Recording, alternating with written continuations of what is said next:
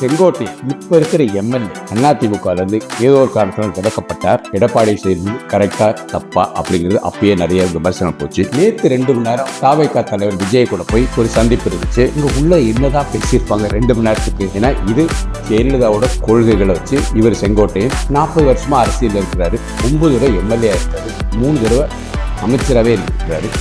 எடப்பாடியோட ரொம்ப ஒரு ஆலோசகர். அதிமுகவோட வளர்ச்சிக்கு பல பாடுபட்டிருக்காரு. இப்ப எம்ஜிஆர் இல்லை, ஜெயலலிதா இல்லை, இப்போ எடப்பாடி தான் எம்ஜிஆர் மாதிரியும் ஜெயலலிதா மாதிரியும் நடந்துட்டு இருக்கிறாரு.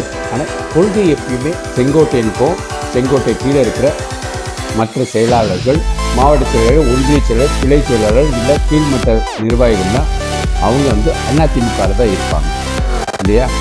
இப்போ செங்கோட்டையன் மாத்திரம் இது போய் இறந்துருக்கிறாங்க. இது எப்படி எடுத்துக்கலாம்? இப்பயே இவர் ஒரு எம்எல்ஏ இருக்கிறாரு. ஸோ இவரோட எம்எல்ஏ பதவி போகுமா? எம்எல்ஏ பதவியை நேற்றே அவர் ராஜினாமா பண்ணார். ஸோ இப்போ அந்த இடத்துல பை எலெக்ஷன் வைப்பாங்களா இல்லை அடுத்த 2026 எலெக்ஷன் வரைக்கும் வெயிட் பண்ணுவாங்க. அப்படியே பை எலெக்ஷன் வச்சாலும் அப்படியே பை எலெக்ஷனுக்கு உடனே வைக்கிறாங்கன்னு பேச்சுக்கு ஒரு 3 மாதத்துக்குள்ளேயே இவரே செங்கோட்டையன் தாவேகாக்காக நிற்பார். அதிமுக இப்போ இருக்கிற புது மாவட்ட செயலாளரோ இல்லாட்டி அங்கே யாரையோ நிற்க வைப்பாங்க. இதில் செங்கோட்டையன் ஜெயிச்சிட்டாருன்னு வச்சுக்கோங்க. அப்போ தாவேகாக்கு இப்பயே முதல் வெற்றி விஜய் வெற்றியா இல்லை செங்கோட்டையன் வெற்றியா? இந்த மாதிரிலாம் நடக்காது அப்படிங்கிறது மக்கள் ஆட்சின்னு நமக்கு தெரியும். ஆனால் நம்ம இங்கே பார்க்க வேண்டியது இதில் ஜாக்பாட் யாருக்கு? செங்கோட்டையனுக்கா இல்லை தாவேகா தலைவர் விஜய்க்கா? விஜய்க்கு 40 வருஷம் அனுபவம் இருக்க ஒரு ஆள் சேர்ந்திருக்கிறார். எப்படி பழக்கரப்பையாக போய் நம்ம கமலஹாசன் கட்சியில் போய் சேர்ந்தார் இல்லையா?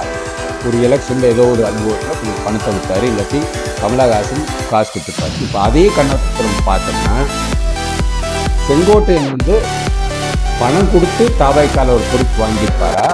இல்லை தாவேகா தலைவர் நீங்கள் 40 வருஷமாக இருந்திருக்கீங்க, ஒரு எம்எல்ஏ இருக்கீங்க, உங்கள் தொகுதியில் உங்களுக்கு நிறைய செல்வாக்கு இருக்கு, அமைச்சராக இருந்திருக்கீங்க, நீங்கள் தான் எனக்கு பணம் கொடுக்கணும்.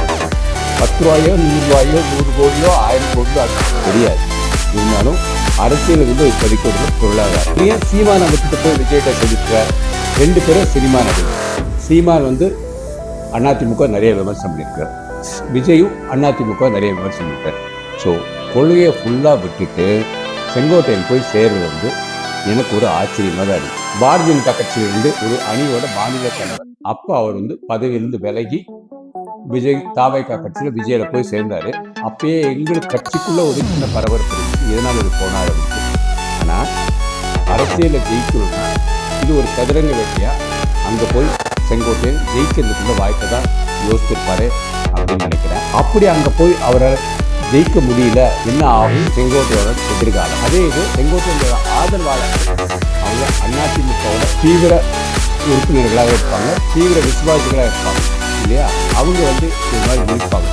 இன்னும் செங்கோட்டையன் போன தடவை விஜய், போன தடவை ஜெயலலிதா கட்டையன் இருந்தாரு, இப்போ தாவேகா சின்னத்தில் நிற்க சொல்ல போறாரு, நம்ம என்ன பண்ண போறோம் அப்படின்ட்டு. ஆனால் செங்கோட்டையன் நடத்துறது ஒரு ஜாக்பாட் தான்.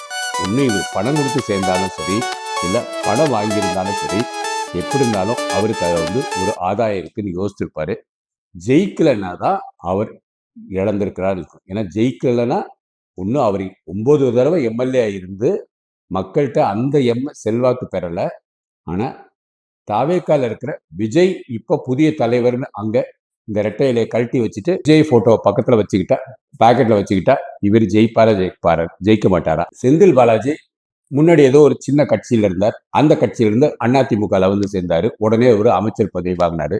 அப்புறம் ஜெயலலிதா இருந்ததுக்கு அப்புறம் திமுகவில் போய் அங்கே ஒரு அமைச்சர் ஆயிட்டாரு. அந்த மாதிரி செங்கோட்டையன் வருங்காலத்தில் ஒரு நல்ல அமைச்சராக வர்றதுக்கு வாய்ப்பு இருக்கா? ஒன்றும் இல்லாமல் இப்போ எப்படி ஓபிஎஸ் இருக்கிறாரோ அந்த மாதிரி அந்த இடத்துல அமைதியாக அப்பப்போ முகத்தை மாத்திரம் காமிக்க போறாங்கிறத நம்ம பொறுத்திருந்தான் பார்ப்போம். இதில் வெற்றி பெற்றது விஜயோட வெற்றியா செங்கோட்டையனோட வெற்றியா? இதை பொறுத்திருந்தான் பார்ப்போம். இதில் இன்னொரு சூழ்ச்சி இருக்கு. செங்கோட்டையனை சேர்த்துக்கிறாங்கன்னா அப்போ கட்டாயம் தேசிய ஜனநாயக கூட்டணியோட சேர போறதுக்குள்ள வாய்ப்பு எனக்கு தெரிஞ்சு கம்மியாக தான் இருக்கும்னு நினைக்கிறேன். பொறுத்திருந்தா பார்ப்போம். அரசியலில் எது வேணாலும் நடக்கலாம். டிசம்பர் மாதம் ஜனவரி மாதம் நமக்கு நிறைய புது புது திருப்பங்கள் வரும். அண்ணன் செங்கோட்டையன் போய் தாவேகால சேர்ந்தது ஒரு ஆச்சரியமான ஒரு விஷயம். உங்களோட கருத்தை இதில் பதிவு பண்ணுங்க. அரசியலில் எது வேணாலும் நடக்கலாம் அப்படிங்கிறது நமக்கு நல்லாவே தெரியுது. ஏன்ட்டே விஜயை வச்சு நான் வீடியோ போடுறதுனால சிலவங்க நீங்க விஜய் கட்சியில போய் சேர போறீங்களா அப்படின்னு என் கட்சியில இருக்கவங்களே கேட்டுட்டு இருந்தாங்க. அதனால எனக்கு இதுல பொறுப்பு கூட போடலையோ அப்படிங்கிற ஒரு சிந்தனை வந்து என் நண்பர்கள் நினைக்கிறாங்க. பட் அதனால இல்ல, தொண்டர்கள் அப்பப்போ வந்து கட்சியில வந்து பதவிகளை புதுசா போடுவாங்க. உங்க கருத்தை போடுங்க. வாழ்க பாரதம், வளர்க இளைஞர் சமுதாயம்.